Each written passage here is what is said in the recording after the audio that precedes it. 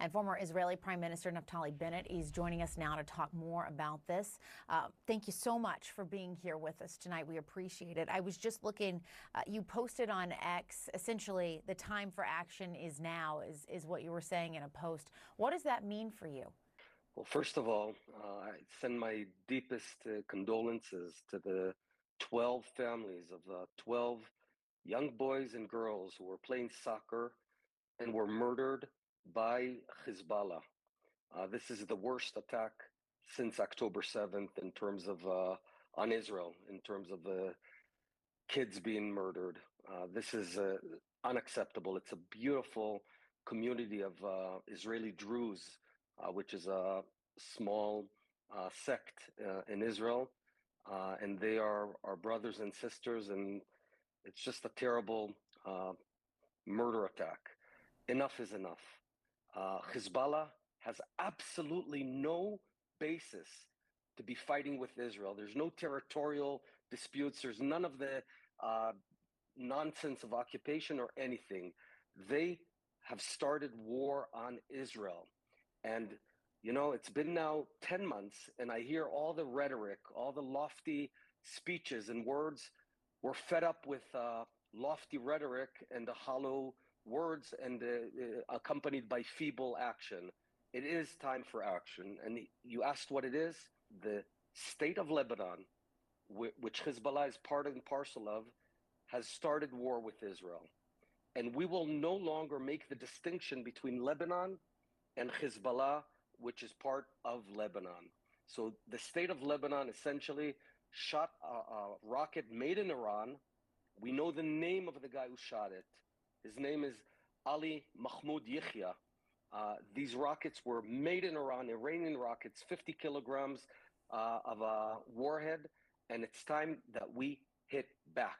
And we're still trying to confirm all of that information, just to be clear with our viewers, but I certainly hear you. You say that they started... Well, 12, there's one thing that you don't need to confirm. There's 12 boys and girls that were murdered by a rocket shot from Lebanon on us, and we did forensic work. We know it's an Iranian rocket that could only be in the hands of Hezbollah. We do know, unfortunately, that those children were killed, which is simply horrific. You said that they've started a war with Israel. There's been a lot of concern, especially by the U.S. By U.S. officials, that this could escalate into war with Hezbollah, between Israel and Hezbollah. Is that what you're advocating for? Is that what you think is the only acceptable response at this point? You can't escalate more than murdering 12 boys and girls in their young teens. I have 4 children that age exactly. Imagine if it was your kids, my kids, or the viewers' kids. This was totally unprovoked, absolutely no reason.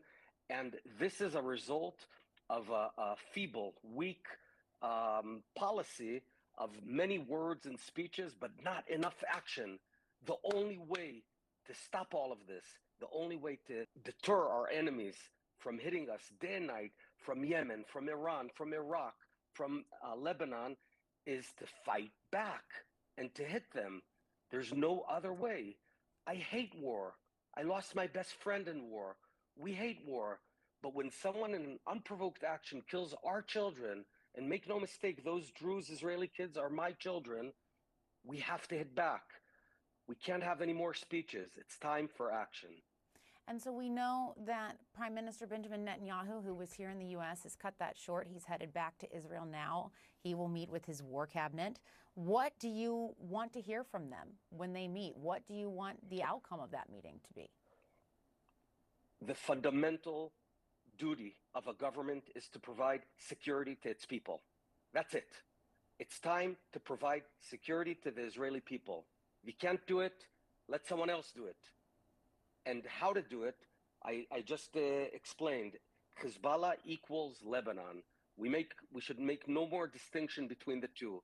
And I'll tell you, if Nasrallah wants to understand what he's causing the state of Lebanon, he can look down in Gaza and see what happened in Gaza. You see, he says that he's the defender of Lebanon, but in fact, by doing what he did this night and during the past 10 months, and having 80,000 Israelis evacuated from our homes, he effectively bringing destruction on the state of Lebanon.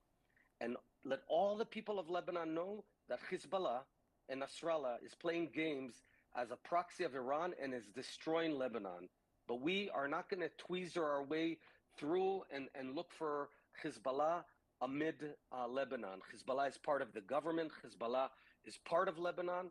And what Lebanon needs to do tonight is move all of Hezbollah away from the border, all the way up to the river of Litani, and stop everything they're doing. That is the only way they can prevent an all-out war. And I want to ask you, too, because these negotiations over a ceasefire and hostage deal are supposed to resume in Rome tomorrow. Israel just sharing its latest proposal for that deal. What kind of impact do you think that this attack is going to have on those talks? When someone kills our children, we cannot talk. We have to act. This is such a horrendous murder attack, because they shot a rocket not on a military base, not against fighters. They shot it on a quiet, peaceful Druze village in the Golan Heights called Majd al-Shams. Beautiful people and kids who were playing on a soccer field. And these are very accurate rockets. The guy who did it, right? We said Ali Mahmoud Yahya. He is a commander in the Hezbollah. Now, Nasrallah denied that it's Hezbollah. He's a coward, right? He shoots rockets and murders kids, and then he claims it's not him. But we have the forensics. No one else in Lebanon has Iranian rockets with 50 kilograms of warhead. No one else. And so I just want to be clear, though, and underscore, you would not support a ceasefire and hostage deal at this point? Is that what you're saying?